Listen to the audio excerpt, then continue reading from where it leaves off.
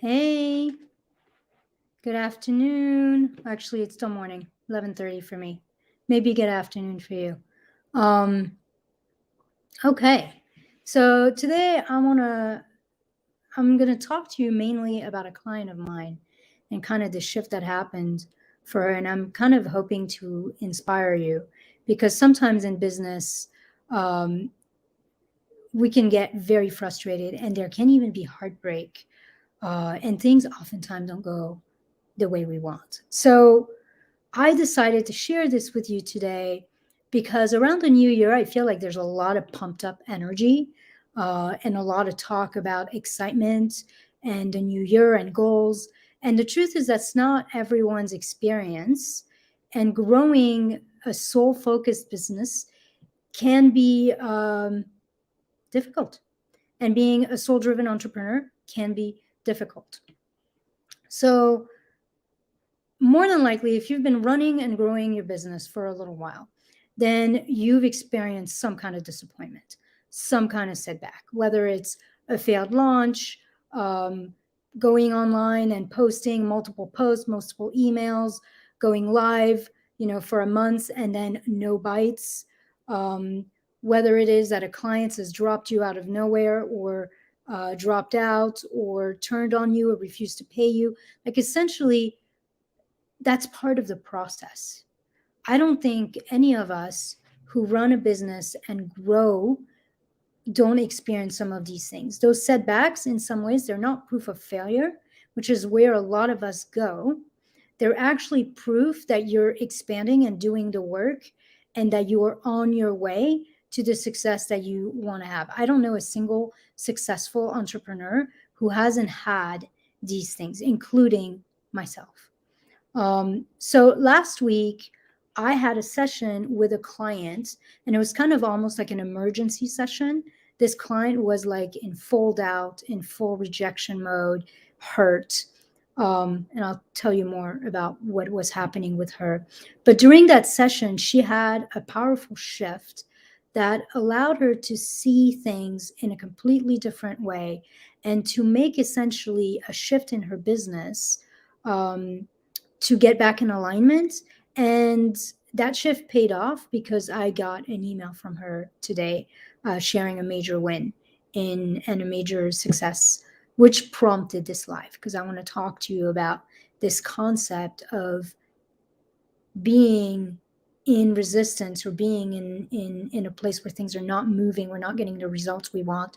We're attracting a lot of clients who say they can't afford us, or things just are not working or not moving the way we want to, and being able to shift that and shift that energy so that we can create something different. And I'm going to talk to you a little bit about what I have seen over and over, and I consider to be the number one reason why we end up in these places where our marketing isn't working and we are getting a lot of objections from potential clients. Um, Before I get fully going, for those of you who don't know me, let me introduce myself. Hi, I'm Ilsa. I'm the founder of the Sovereign Entrepreneur Academy, where we essentially marry simple step by step strategies with energy work and quantum alignment to help ambitious and soul driven entrepreneurs, coaches, healers, transformational leaders to create irresistible messaging, irresistible offers, and essentially fill their programs and get booked out without burnout, doing essentially working 60 minutes a day or less and without doing any kind of big launches, running costly ads, or wasting the day away on social media. So that's who I am. That's what I do. Um, I'm glad you're here. Whenever you're watching this, say hi to me. Let me know where you're watching this from. And if the one thing I have going on right now is if you're ready to kind of design a simple aligned business that creates twice the results you want in half with half the headache and half the time, then I'm opening 5 spots in my for an aligned business breakthrough call. So you can essentially meet with me for an hour and we'll go through your business and figure out what needs to be tweaked so that you can expand your results. And you can do that. I think for you, it should be, it's in the, I think it's above on Facebook. If you're watching this on YouTube, it's going to be below in the description. Um, okay, so let's get started. So last week I had this session with one of my private clients, and it was kind of an emergency session. She was feeling super dejected, angry, confused, hurt. So let me tell you what happened. So about a little less than a month ago, she had this amazing sales call with this person that she'd been going back and forth with, and she thought this person was absolutely an ideal client for her and that her program would be perfect for this client. She gave her tons of support. Um, and then this person essentially said to her, hey, I'm in, but I don't have the money right now. So I'm going to save some money, work, do shift a few things, and I should be ready to go hopefully by March, tops April. And then over the weekend, my client saw, like, she was in a Facebook group of one of the people that she follows who actually she's worked with in the past, who does something similar to her. And she saw, like those practitioners or kind of big people, they'll put like those celebration posts, like when somebody joins their program, they'll put a post up that says like, hey, celebrating so and so for being the next blah blah blah or joining my program. So she saw one of those posts in the Facebook group, and it was for the client who had said she was going to work with her but didn't have any money just yet.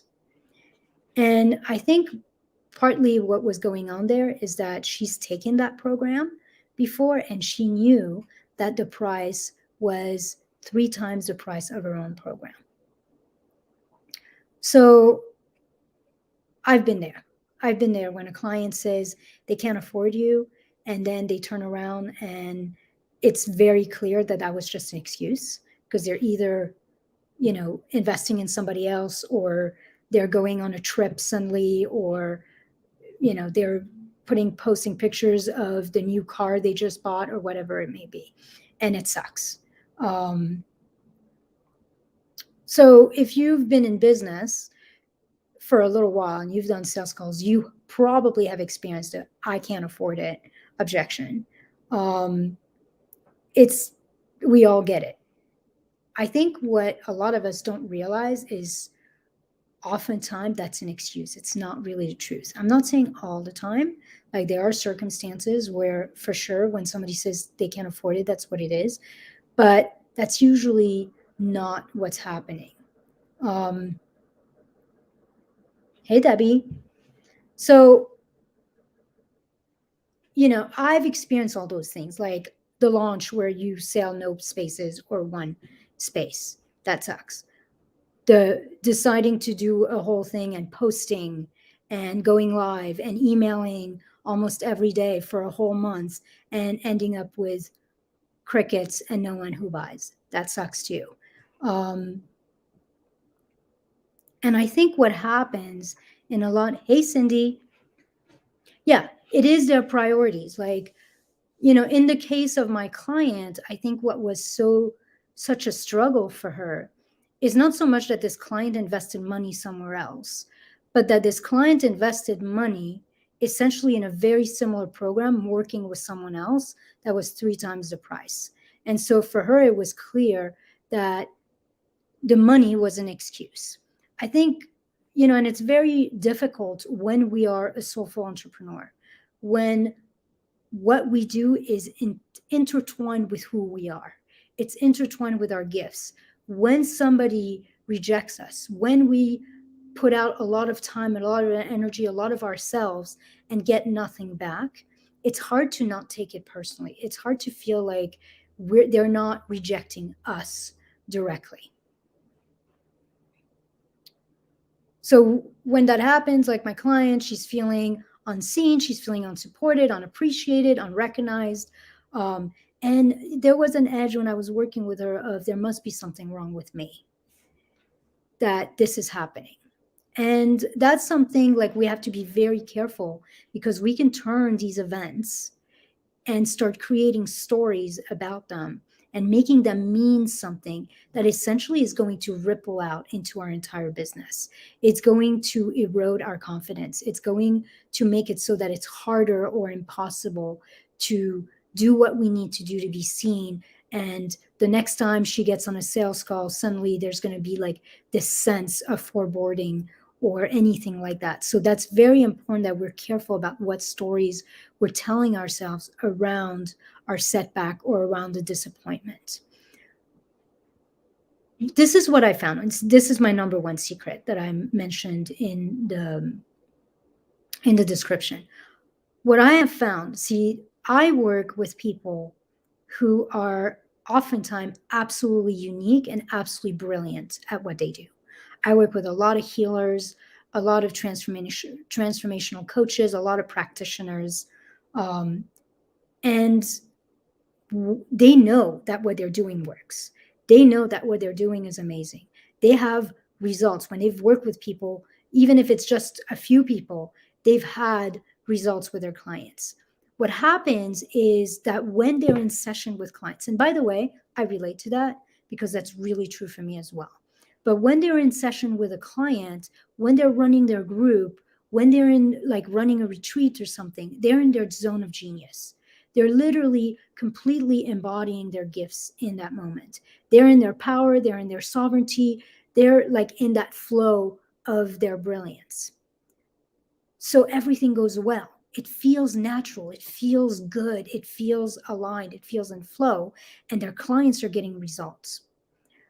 What happens is that the moment they shift out of this delivery mode, then they can't bring with them that sense of empowerment, that sense of flow, that sense of being in their brilliance. And so they get on the sales call or they write their copy or they describe their program or they're doing their marketing, but it's not the same energy that when they're working with clients. And that creates a weird like splitting because on one hand, you know you're absolutely phenomenal at what you do. You know that you can serve your people. You know that probably no one can help them exactly in the same way you can, and maybe not as well as you can.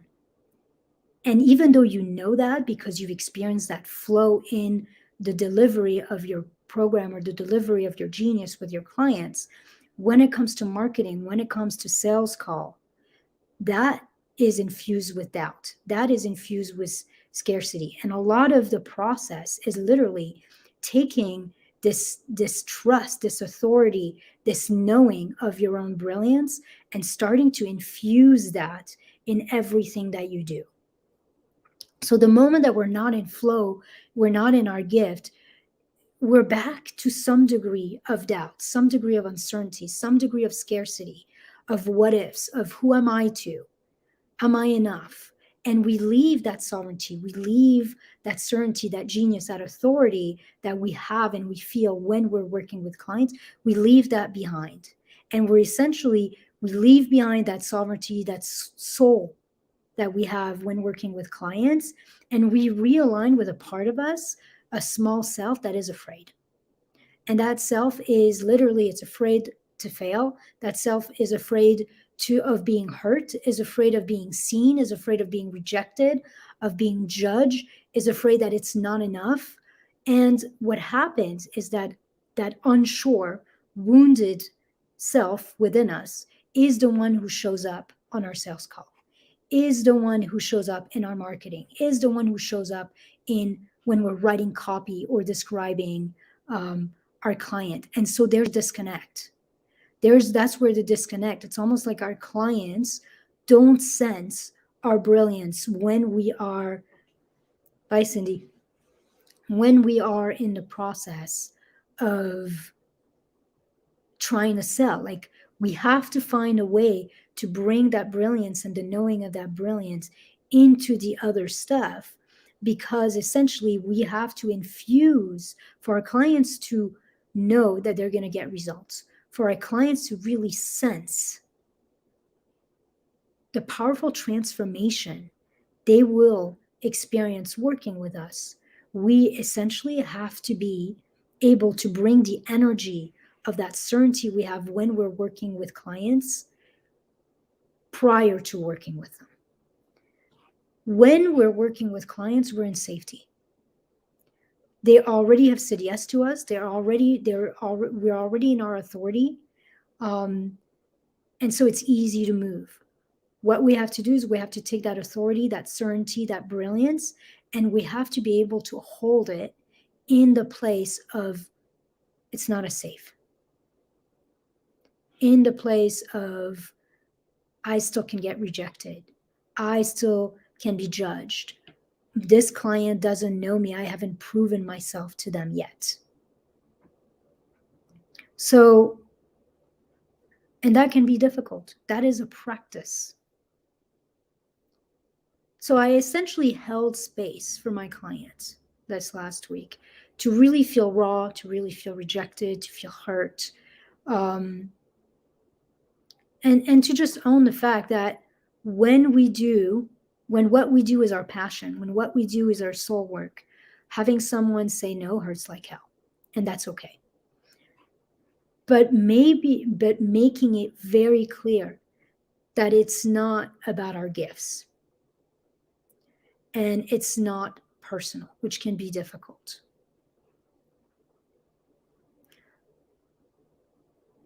So the thing that came out of it that was really good is that in some ways, by this client, this potential clients saying, no, I want to work with you, but I don't have the money, and then turning around and investing in a similar program that was 3 times the price, what that did for my client is it helped her realize that the price was actually not the issue.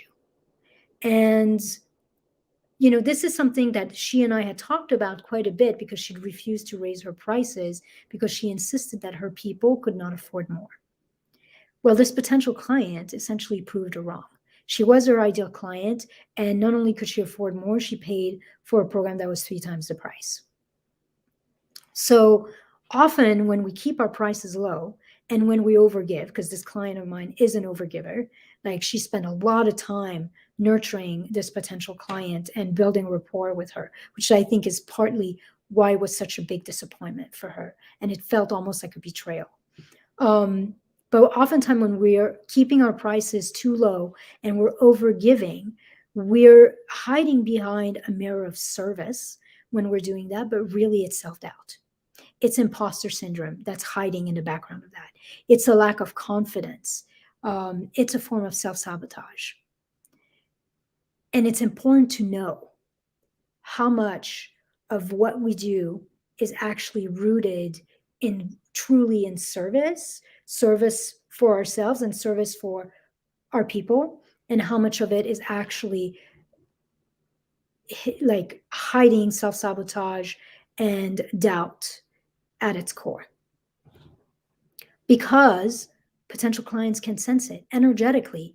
They sense when we're not completely anchored in our authority, when we're not completely aligned in our brilliance, in our expertise, and we're overcompensating in some way, either by charging less or by overgiving.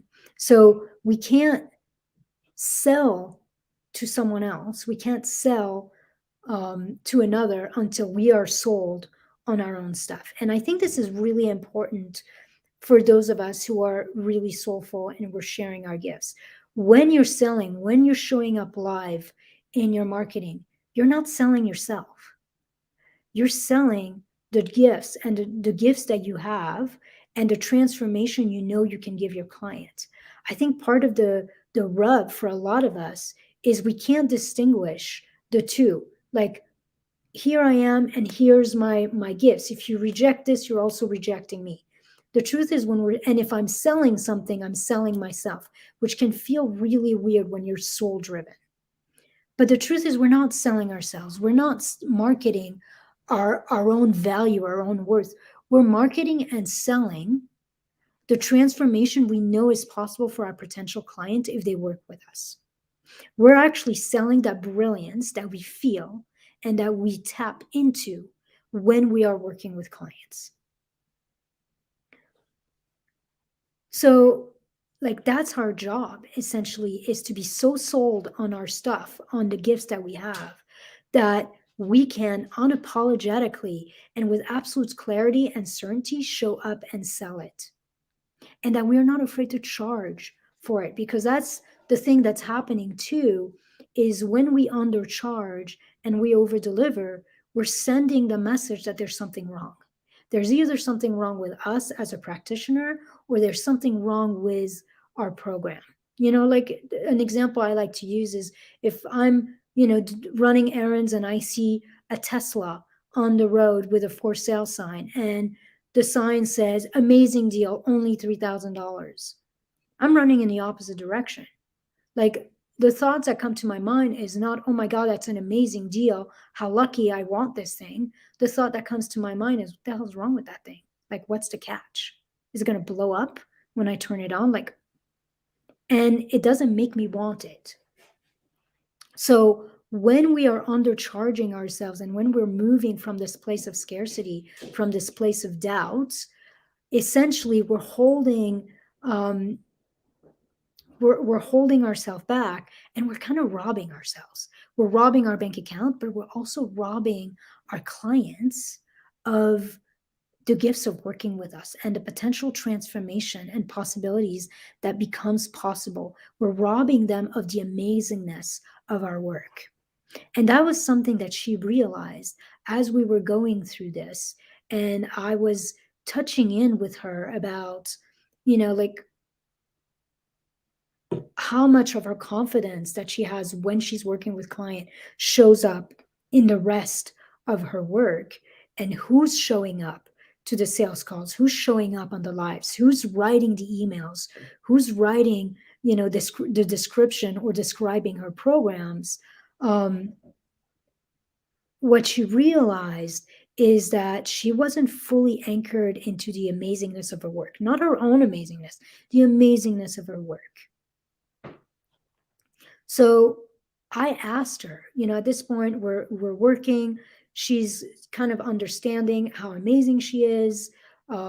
She's understanding the how amazing her program is. And I asked her, I said to her something along the line of, if you were in absolute authority, if any sense of not being good enough, any sense of doubt dropped away, and all you had was how amazing your program is and the results you get for your client, what would you want to charge for your program? What is it really worth? And without any hesitation, like literally, it took her 2 seconds, maybe even less than that. She said to me a price that was literally 5 times her current price. And so we're back again to this concept of the Tesla. What happens is, when our price is out of alignment with the value we offer, it sends warning bell. It's a form of self-sabotage, and it sends the message that something's off to our potential clients, which creates doubt in them and makes it difficult for them to move forward. When I'm thinking of this client who invested in a similar program that was 3 times the price, probably, and by the way, my client took that program and it's not that good. So this client made a mistake. This client essentially spent 3 times the price for getting less of a transformation, less support, but probably what this person had, they had absolute confidence. Like, this is what I see over and over in very successful practitioners, successful coaches, is that they've become great salesperson. They're actually able to, it's almost like the roles are reversed. The person they show up when they're with their client is not nearly as brilliant as the person who shows up in their marketing. And a lot of us get fooled. I have gone fooled. I have purchased very expensive programs based on an amazing challenge that someone did, only to find that the challenge was actually worth more value than the $10,000 program, because they gave everything and they were in their zone of genius in the challenge. But once you started working with them, there wasn't a whole lot of insight. There wasn't a whole lot of subtlety. There wasn't a whole lot of ability to go deep. So, but that person is, so it is, we literally owe our clients, we owe it to them to take that brilliance and to infuse that as best we can in our marketing, because we know that we are going to serve them better than almost anybody else can. So here's what happened. My client did not raise her program by 5 times. but she did double it. And this morning I got an email from her that she sold her first client at her new price. So, I decided to come live with you, one, to celebrate her, because I think that's super exciting.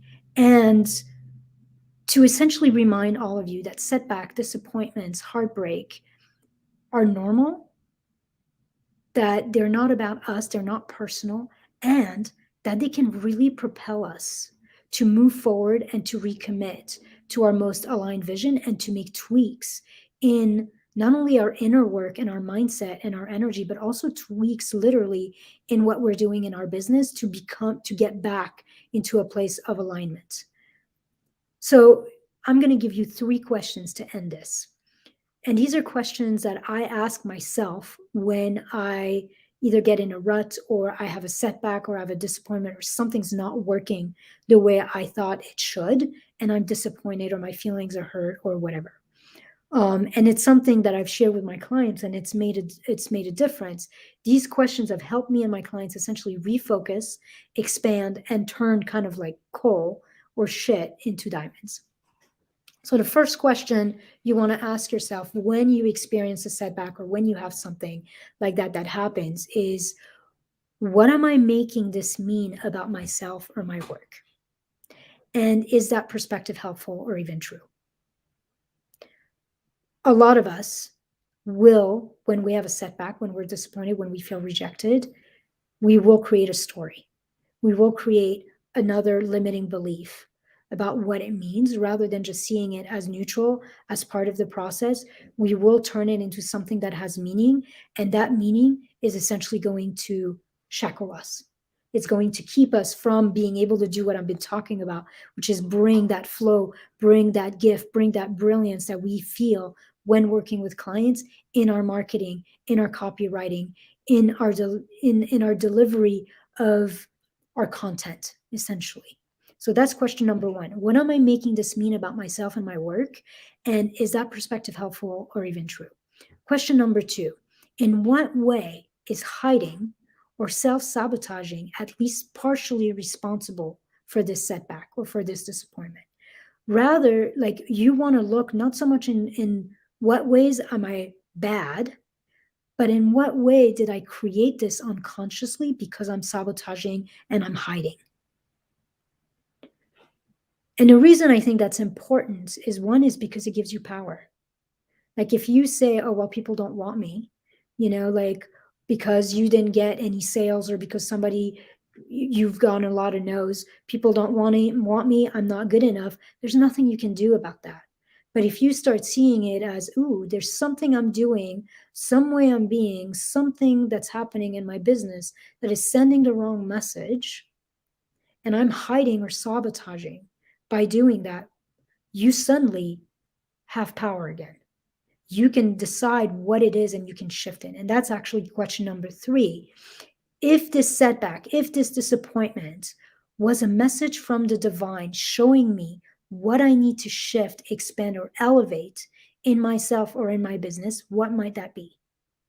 So if this setback was actually a gift from life, from God, from my soul, whatever, essentially inviting me to up level, to tweak something, to change something, to shift something inside me or in my business, in my offers, in my messaging, in my marketing, what might that be?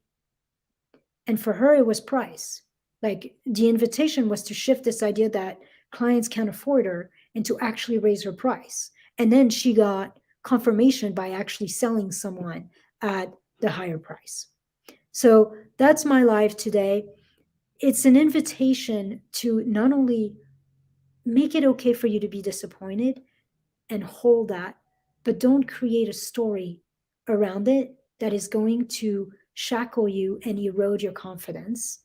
And use setbacks, use disappointments, like, shift your paradigm and realize that they're actually part of the process. That if you're having no setbacks, no disappointment, you're probably not pushing yourself, you're not stretching, you're not doing the things you need to do that are part of business growth. And then use those setbacks, use those disappointments to essentially, like, figure out what needs to shift in you to become more anchored in your brilliance, more anchored in your sovereignty, more anchored in your innate power, and what you need to shift in your business to be more in alignment with your gifts. That is what I have for you. If you guys are ready to have a quantum leap in your business in 2022, and you're ready to explode your results by following kind of a simple step-by-step proven system that creates success with a lot less stress, a lot more ease, a lot more freedom, a lot more enjoyment, then I want to invite you to book an Aligned Business Breakthrough Call. I'm opening 5 spots. It's essentially a full hour with me where we're going to assess what's needed for you to expand your business with ease and to get booked out. And we'll create an aligned roadmap, your aligned roadmap to effortless success, essentially. So, and then I'll discuss with you how I can help you achieve your goals and actualize your purpose. If you want to take me up on that, then the link is going to be in the description of this video, this live, either above you on Facebook or below you on YouTube. You can just click it. There's going to be a lot of different open times, and you can just book it. It's totally free. It's my gift to you. It's my way of getting to know you and having a little bit of a ripple in helping you expand your business, regardless of whether we decide to work together or not after that. All right, guys, thank you so much. I hope that was helpful for you. If you're watching this in the replay at any point, don't forget to say hi to me. Bye.